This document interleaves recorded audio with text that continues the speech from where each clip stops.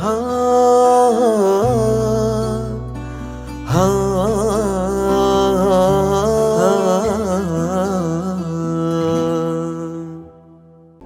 الله الرحمن الرحيم الحمد لله رب العالمين له النعمة وله الفضل وله الثناء الحسن صلوات الله المولى البر الرحيم والملائكة المقربين على سيدنا محمد طه الأمين وعلى آله وصحبه الطيبين الطاهرين أما بعد السلام عليكم ورحمة الله تعالى وبركاته ባለፉት ደርሶቻችን ስለ ጀነት ሚሳሐ ወይም ደግሞ ስፋት ተነጋግረን ነበር። ለዛሬ የያዝነው ቀጠሮ ስለ ጀነት አፈሮችና ስለ ግድግዳዎቿ እናያለን የሚል ነበር። ኢንሻአላህ ተዓላ ስለሱ የምንነጋገር ይሆናል። አላሁ ተባረከ ወተዓላ ንያችንን ለአላሁ ተዓላ በማድረግ እንድንከታተል አስታውሳችኋለሁ። ስለ ጀነት ሲወሳ የጀነት አፈር ግድግዳዎቿ ምን ይመስል ነበር የሚለውን ማየት አስፈላጊ ይሆናል። ስለዚህ ጉዳይ ላይ ነቢያችን ዓለይሂ ሰላቱ ወሰላም ምን ብለዋል የሚለውን እንይ። ነቢያችን ዓለይሂ ሰላቱ ወሰላም ምን አሉ? አልጀነቱ ለቢነቱን ሚን ዘሀብ ወለቢነቱን ሚን ፊዳህ አሉ።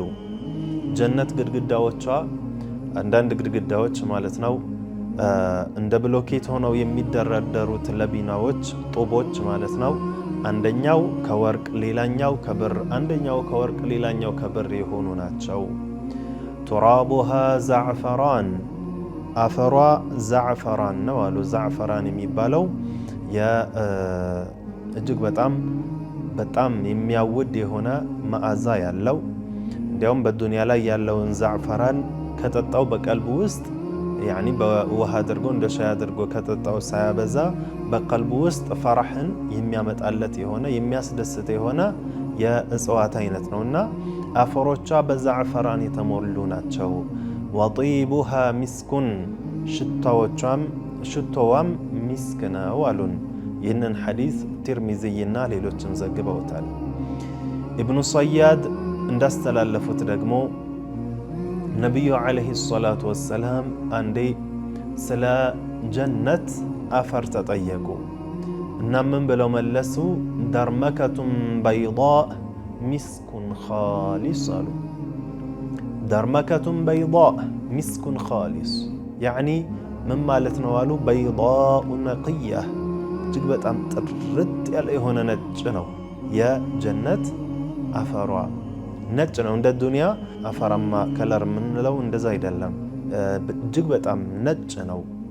ወኢነ አሕጃረ አልጀነቲ ለሂየ የዋቂቱ፣ የጀነት ድንጋዮች ደግሞ ያቁት ናቸው። ሙሸዐቱን ቢኑር፣ በኑር ያንቦገቦጉ ናቸው፣ ያሸበረቁ ናቸው። ተዚዱ ሚን ضያኢል ጀነህ፣ ጀነት ካላት ብርሃን ሌላ ብርሃንን ይጨምራሉ። እና ድንጋዮቿ ምንድናቸው ማለት ነው? ከያቁት የሆኑ ናቸው። ያኒ እንደ ዱንያ ድንጋይ ዝም ብሎ ጥቅም የሌለው ሳይሆን እንዲህ የተከበሩ የድንጋይ ማዕድናትን እንደምንላቸው የሚመስል፣ የጀነቱ ግን ከዛ የበለጠ ነው። እጅግ በጣም የተለየ ነው። በስም ነው የሚገናኙት፣ በስም ብቻ ነው የሚገናኙት። እጅግ በጣም ብርሃን ያለው የሚያበራ ነው። በል ስለ ጀነት ድንጋዮች ካወራን ዑለማዎች የሚያወሱት ነገር አለ። እሱ ምንድነው? ሐጀሩል አስወድ ማለትም እኛ ሐጅ የሚያደርግ ሰው ወይ ካዕባ ወይም ደግሞ ዑምራ የሚያደርግ ሰው በሚሄድበት ሰዓት በካዕባ ዙሪያ ጠዋፍ ያደርጋል። ጠዋፍ ሲያደርግ የሚጀምርበት ቦታ አለ፣ የሚያበቃበት ቦታ አለ። ያ የሚጀምርበትና የሚያበቃበት ቦታ ሐጀሩል አስወድ ወይም ደግሞ ጥቁሩ ድንጋይ የሚገኝበት ቦታ ነው። ከካዕባ በአንደኛው ዛውያዎች ውስጥ ባንዱ ላይ ያለ ነው። ይህ ሐጀሩል አስወድ፣ ይህ ጥቁሩ ድንጋይ ነቢዩ ዓለይሂ ሰላቱ ወሰላም ስመውታል፣ እንደዚሁም ሰላምታም አቅርበውለታል። ለዚህም ከሱናዎቹ ውስጥ ምን ይገኛል ማለት ነው?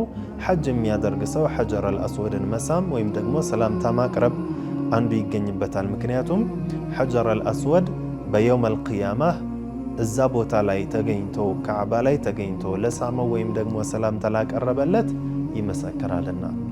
ታዲያ ይህ ሐጀሩል አስወድ ዑለማዎች ምን ይላሉ? ከጀነት ድንጋዮች ውስጥ ነው። ላኪን ይህ ሐጀሩል አስወድ ሲወርድ አሁን ባለበት በጥቁር መልኩ አይደለም የወረደው። ኢነማ ከጀነት ሲወርድ ያቁተቲን በይዷእ ነበረ፣ እጅግ በጣም ነጭ የሆነ ያቁት ነበረ። ያዕኒ እንዲሁ ኖርማል ድንጋይ አይደለም ማለት ነው። አሁንም ራሱ ያለው ኢነማ ያቁት ነው። እኛ ሐጀሩል አስወድ የሚለውን ስያሜ ብንሰጠውም ያቁት ነው፣ ነጭም ነበረ አስሉ። እንዴት ጠቆረ ካለን ቢተመሱሒ አህሊ ሽርኪ ወልአውሳኒ ቢሂ፣ ሽርክ ላይ ያሉ ሰዎች ጣዖትን የሚያመልኩ የነበሩ ሰዎችና በወንጀል የተጨማለቁ ሰዎች ሲነኩት ነው የጠቆረው አሉ። ከዚህም አያይዘው ዑለማዎች ምን ይላሉ? ወንጀል ሹእሙ ወይም ደግሞ የወንጀል መጥፎነት አደጋው ሐታ ይህንን ያቁት ነጭ የነበረን ያቁት እንኳን ጥቁር እንዲሆን ካደረገ ቀልብን ጥቁር ማድረጉ ደግሞ በላጭ ነው። ስጋን ከማጥቆር ደግሞ ስጋን ማጥቆሩ ደግሞ የሚርቅ ነገር አይደለም። ለዚህም አስተውለን ከሆነ ሁሌም ወንጀልን የሚያበዛ የሆነ ሰው ቀልቡ ይደነድናል። ከዛ በኋላ ወንጀልን በዓለን በግልጽ ቢሰራ ምንም የማይመስልበት ደረጃ ላይ እስኪደርስ ማለት ነው። እንደዛ የሚሆነው ለምንድነው? ቀልቡ እየጠቆረች ነው። ሐቂቀተን ትዝጋለች ቀልቡ። ለዚህም ሁሌም ማዕስያን መላመድን መጠንቀቅ አለብን ማለት ነው። አለበለዚያ ቀልባችን ሊጠቆር ይችላልና፣ ሐቂቀተን የእውነት ጥቁር ሊሆን ይችላልና። ድንጋይን ያጠቆረ የሆነ ነገር፣ ያቁትን ያጠቆረ የሆነ ነገር ቀልብን ማጥቆሩ ሩቅ አይደለምና። አልሙሂም ይህ የጀነት ድንጋይ ነው ሐጀሩል አስወድ የምንለው ማለት ነው። እንደዚሁም ሐጀሩል አስወድ የምንለው ብቻ ሳይሆን ከጀነት የወረደ ድንጋይ ሒጅሩ ኢብራሂም የምንለው የነቢዩላህ ኢብራሂም ዓለይሂ ሰላም ድንጋይ ይገኝበታል። ይህ ድንጋይ ምንድን ነው?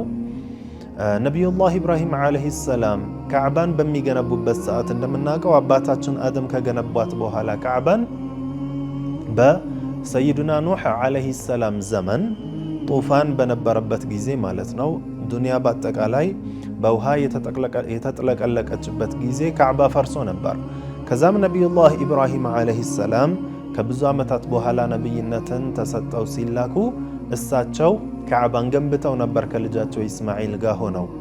ታዲያ ይዛኔ ሲገነቡ ካዕባን ማለት ነው እዛ ድንጋይ ላይ እየቆሙ ነበር የሚገነቡት ካዕባን እና እሳቸው ድንጋይ ለማንሳት ሲፈልጉ ዝቅ ይልላቸዋል። ልክ እንደ ሊፍት ዝቅ ይላል፣ ከዛ ደግሞ ወደ ላይ ይወስዳቸዋል፣ ዝቅ ይላል። በዚህ አይነት መልኩ በሱ ታግዘው ነው ነቢያችን ነቢዩላህ ኢብራሂም ዓለይሂ ሰላም እና ነቢዩላህ ኢስማኤል ዓለይሂ ሰላም ካዕባን የገነቡት።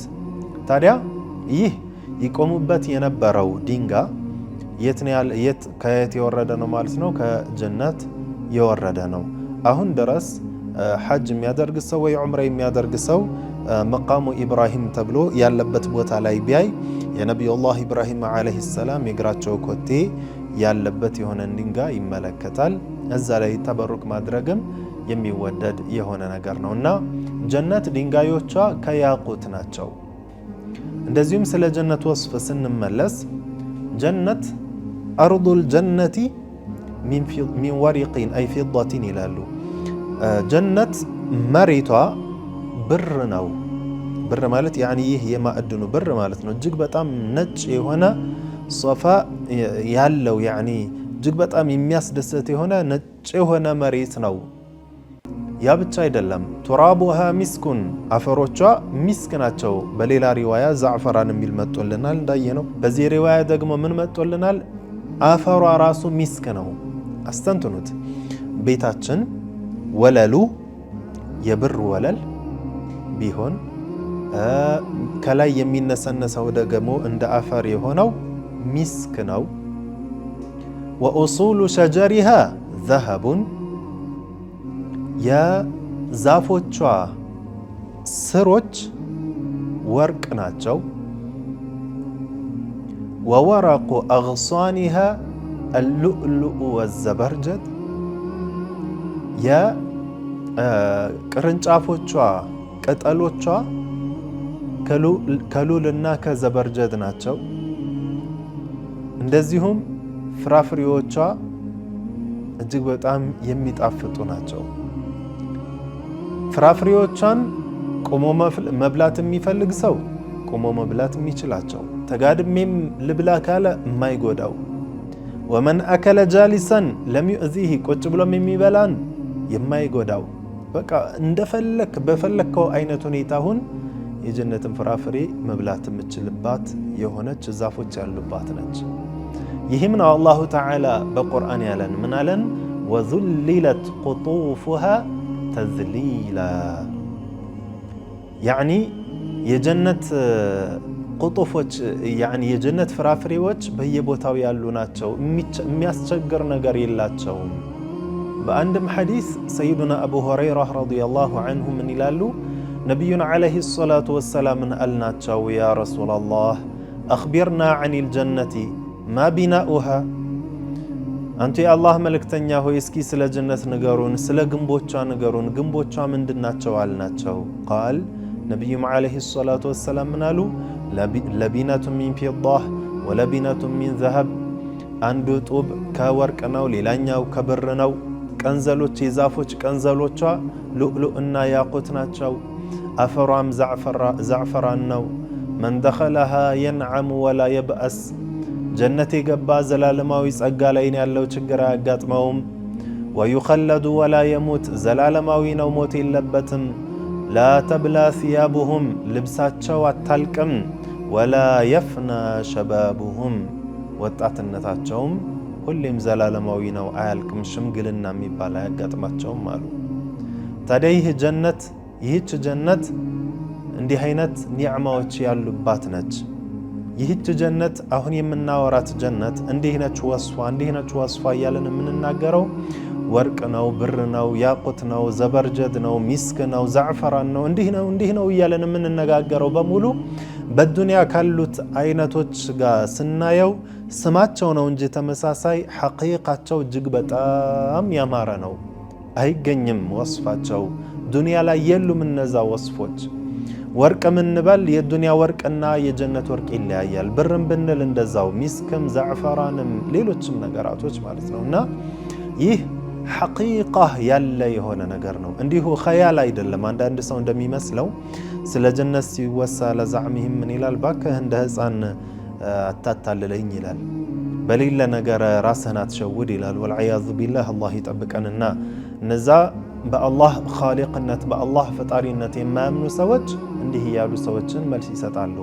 ሐቂቀተን ጀነት ያለች መሆኗን አላህ በቁርአን ነግረውናል። ነቢዩ ዓለይሂ ሰላቱ ወሰላም ነግረውናል። ያለ የሆነ ነገር ነው ጀነት ማለት። ልክ ከሰባተኛው ሰማይ በላይም ከዛም በታች ያሉ የተለያዩ መክሉቃቶች አሉ ብለን እንደምናምነው ሁሉ ጀነትም ያለች የሆነች ነች። እንደ ሀዋ ወይም ደግሞ እንደ ጉዩም እንዲህ የማትያዝ የሆነች ነገር አይደለችም። በል ያለች የምትያዝ ነዒሞቿም ኢድራክ የምናደርግባቸው ከጀሰዳችን ከሩሓችን ጋር አንድ ላይ የምንገባባት የሆነች ሀገር ነች። አላሁ ተባረከ ወተዓላ በቁርአን በተለያዩ አንቀጾች በስሮቿ ወንዞች ይወርዳሉ እያለ የነገረን ሐቂቀተን ወንዞች ያሉባት ነች። ስለዚህ ስለ ጀነት መኖር ሲወሳ እንዲህ ነው ሲባል ኸያል ብቻ እንዳይመስለን። ስለዚህ ወደ ወስፎቿ ስንመጣ ነቢዩ ዓለይሂ ሰላቱ ወሰላም ስለ ጀነት ሲናገሩ ምን አሉ? አንዳንድ ቦታዎች ላይ ቱጀዱ ቲላሉን ሰጊረቱን ሚን ሚስክ ብለዋል። የሚስክ የሆኑ ትንሽዬ ልክ እንደ ጎራ የሚመስሉ ትንንሽ ነገራቶች አሉ ብለዋል። በሌላም ሐዲስ ነቢዩ ዓለይሂ ሰላቱ ወሰላም ረዥም በሆነ ሐዲስ ስለ ጀነት ወስፍ ሲናገሩ ምን ብለዋል? ፈቱضዑ ለሁም መናቢር ሚን ኑር፣ የጀነት ሰዎች የኑር የሆነ ሚንበሮች መቀመጫዎች ይደረጉላቸዋል። ወመናቢራ ሚን ዘሀብ፣ ከወርቅ የሆኑ መቀመጫዎች ይደረጉላቸዋል። ወመናቢራ ሚን ፊዳህ፣ የብር የሆኑ መቀመጫዎች ይደረጉላቸዋል። እና እንዲህ አይነት መቀመጫዎች ያሉባት ነች አሉ ነቢዩ ዓለይሂ ሰላቱ ወሰላም። እንደየደረጃ ሁሉም በደረጃው ልክ የሚቀመጥባቸው የሆኑ ኩርሲዮች ያሉባት ናት ብለዋል ነብዩ አለይሂ ሰላቱ ወሰላም። እነዚህንና የመሳሰሉ እጅግ በጣም ብዙ ኒዕማዎች ያሉባት ነችና ጀነት ግድግዳዎቿ ከወርቅ፣ ከብር፣ ከያቁት፣ ከሉል፣ ከሌሎች የመሳሰሉ ትልልቅ እጅግ በጣም ውድ የሚባሉ ሙጀውሃራቶች ወይም ደግሞ ጌጣጌጦች የተዋበ ነው። በነሱም ነው የተሰራው። እንደ ዱንያ በድንጋ ወይም ደግሞ በብሎኬት ወይ በመሳሰሉ ነገራቶች ሳይሆን በእንደዚህ አይነት ውድ በሆኑ ማዕድኖች የተሰራ ነው። አፈሯም እንዳየነው ሚስክ ነው፣ ዛዕፈራን ነው። እንደዚሁም በብር ያሸበረቀ ነው። ያኒ ወለሉ ብር የብር ንጣፍ ነው። እንዲህ አይነት ነች ጀነት። አላሁ ተባረከ ወተዓላ የሷ አህል ያድርገንና ኢንሻአላሁ ተዓላ ስለ ጀነት ይህን ያክል ካለን ጀነት ሰዎች ሲገቡ ምንድነው የሚባሉት? የጀነት ሰዎች መላኢካዎች ምን ብለው ይቀበሏቸዋል የሚለውን ኢንሻአላሁ ተዓላ በቀጣይ ደርሳችን የምናይ ይሆናል። አላሁ ተባረከ ወተዓላ በሰማነው ተጠቃሚዎች ያድርገን። ወሰላሙ ዓለይኩም ወረሕመቱላሂ ተዓላ ወበረካቱሁ።